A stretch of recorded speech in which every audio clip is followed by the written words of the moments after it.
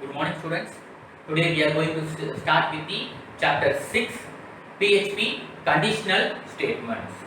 So, conditional statements, from the term itself, we can say a statement will be executed based on some condition.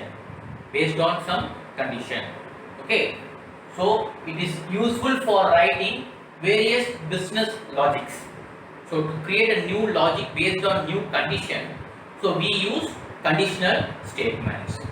So, next is it executes different actions. It executes different actions based on different decision in different business logics. So, we can use multiple business logics based on different conditions. We can apply various conditions to perform various actions. So let us see an example. Here I am going to subtract A and B. So I want the result to be positive, always positive. So for that I have to check always the A must be greater than B. So this is based on the condition, this statement will be executed. For example, I have to check the age for getting the driving license. So for that I need to check whether the age is greater than or equal to 18. So here I am checking the condition and I am executing the statement. So like this, for performing various actions by applying various conditions. So in different business logics we use PHP conditional statements. Okay. So there are 4 types of conditional statements. So let us see one by one. So the first one is if statement. Here there will be only one condition, and based on the condition satisfaction the statement will be executed. Okay, here see, execute statement or statements if a specific condition is satisfied based on user needs. The condition is given based on the user needs. So only when the condition gets satisfied, that means only when the condition is true, the statement will be executed. So syntax is if condition, there won't be any semicolon here, open braces, and statement executed when condition is true, and the if block gets closed. So this is the syntax. Here you compare both if and if else. In if else you will be having one additional set of block. Execute statement if a specific condition is satisfied based on user needs, similar to if. In addition to that, if condition fails, the else block get executed. So here, if the condition fails, there will be a set of statement for execution. Whereas in if, there won't be any else part for executing the statement when the condition is fails. Okay. If condition, statement executed when condition is true, else statement executed when condition is false. So if the condition is true, this block will be executed. If the condition is false, this block will be executed. Let us see a common example for both if and if else. PHP, opening the PHP, and 2 variables I have declared, pass and mark. So I am checking the condition whether the mark is greater than or equal to pass. If the condition is true, the output will be eligible for promotion. If the condition is false, the else part will be executed, not eligible. So this is how the if and if else statement works. Next, we will see about if else statement. Next is the if else statement. Okay, it is nothing but it is a combination of more than one if else statement. It is a combination of more than one if else statement. It is one if else statement and another one if else statement. It is a combination of more than one if else statement. Let us see the syntax. So if first condition, if the condition is true, this block will be executed. If the condition is true, this block will be executed. If the condition is false, this block will be executed. Again, this else part. Again we got the if statement. Again we got the second condition. If the second condition is true, this block will be executed. If the second condition is false, the third if else. Else, if third condition, if this true, this block will be executed. In case if all the conditions is false, the last else block will be executed. The last else block will be executed. We have to pronounce as if, else statement. Okay, not we have to separate if else statement. We have to pronounce as if, else statement. Like that we have to pronounce. Let us see the example. So I am having three variables: pass, first, and marks. So first I am going to check marks with the first, whether he got first class mark.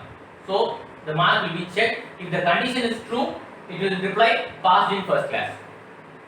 In case if this is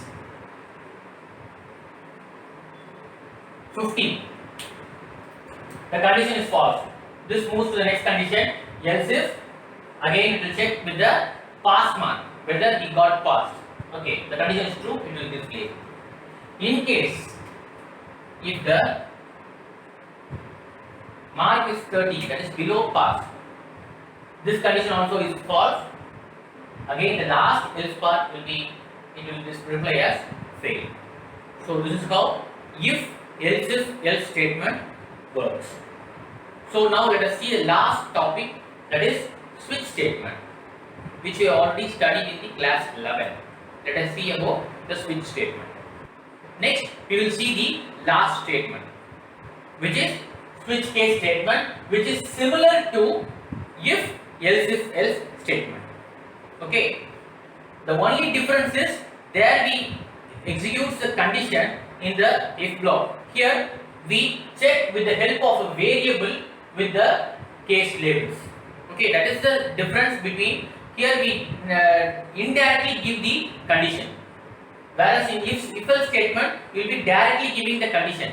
Here we indirectly storing the result in the variable and checking with the various labels. So that is the difference between the if else statement and the switch case statement. It executes different actions based on different conditions. Okay, let us see the syntax.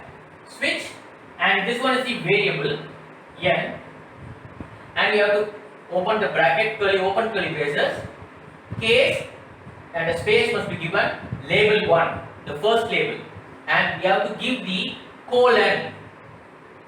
Mostly the students will do mistake here, either giving colon as a semicolon, and they never give the break statement. So these are the two common mistakes the students do. Okay, case, a space must be given, label 1 and the colon, statement to be executed if n is equal to label 1, if n is equal to label 1, and a semicolon. We have to give a break statement, which means if this case is, if this value n is equal to 1, label 1 is true, means the switch statement will get terminated. The break statement will terminate the block, the entire block. Okay, no need for checking these conditions.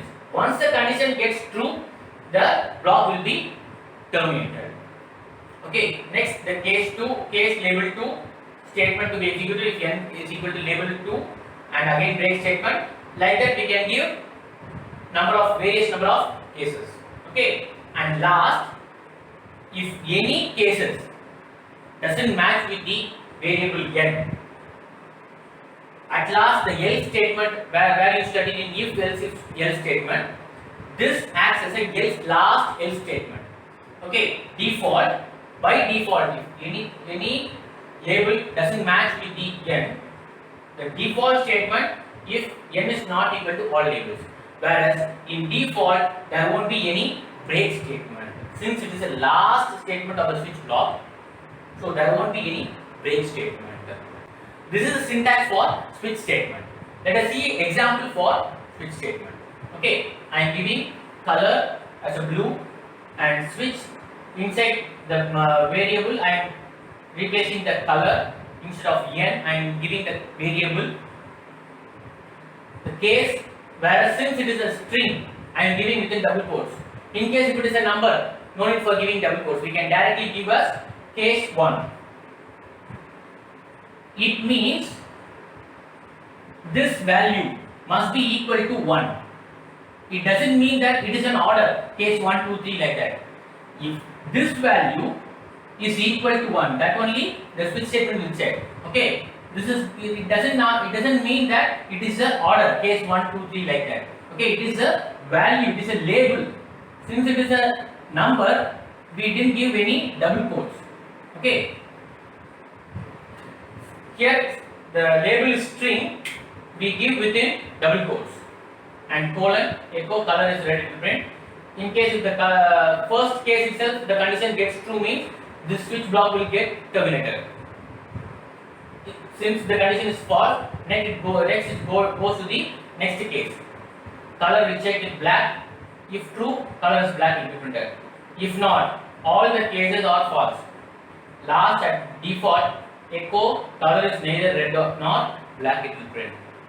So this is about the switch case statement. With this, we come to an end of chapter 6, PHP conditional statements. In the next video, we will start with the chapter 7, looping statements. Thank you.